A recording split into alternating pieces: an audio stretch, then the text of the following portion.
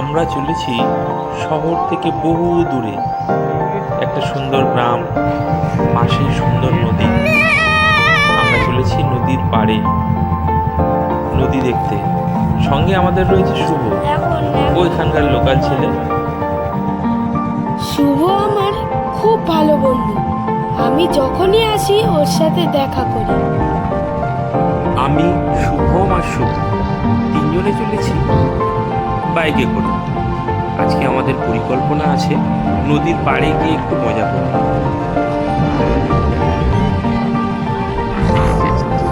এখানে যেখানেই তাকাই চারিদিকে শুধু মাঠ আর মাঠ। সেই মাঠ সোনালি ধানে ভরা। সত্যিই তাই। আর সামনে এই যে ছাগলগুলো দেখছেন, এই ছাগলগুলো দেখে আমার মনে পড়লো শুভ একটু আগে আমাকে বলেছে ও নাকি ভালো ছাগলের ডাক নকল করতে পারে। একটু আগে ডাক ছিল, আপনারা হয়তো খেয়াল করেননি। ভিডিওর প্রথমে ভালো করে শুনলে বুঝতে পারবেন ছাগলের যে ডাকটা শোনা গেল শুভই ডাক ছিল।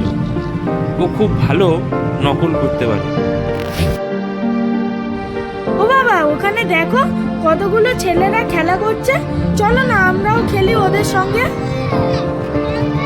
সত্যি হয়তো আমরা নেমে যেতাম, এদের সাথে হয়তো খেলতেও শুরু করে দিতাম, কিন্তু আমাদের হাতে সময় কম। কিন্তু আমরা চলেছি আরও একটু সামনে। সামনে অপেক্ষা করছে আমাদের জন্যে আরও খুব সুন্দর একটি দৃশ্য। চলো বাবা, সামনে চলো।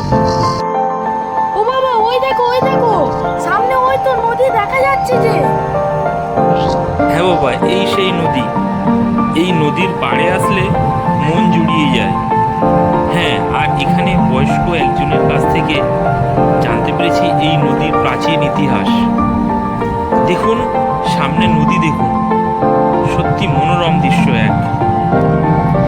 ও বাবা, ওই দাদুর কাছ থেকে কি গল্প শুনলে আমাকেও একটু বলো।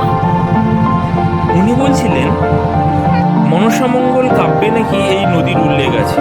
এখান থেকেই নাকি চাঁদ সওদাগর তার সপ্তডিঙি নিয়ে বাণিজ্য করতে গেছিলেন। বন্ধুরা, আজ এই পর্যন্ত থাক। আবার এই গল্প পরবর্তী ভিডিওতে বলবো। এখন আমরা একটু স্নান করে আসি। নতুন ভিডিও পেতে চ্যানেলটিকে সাবস্ক্রাইব করুন।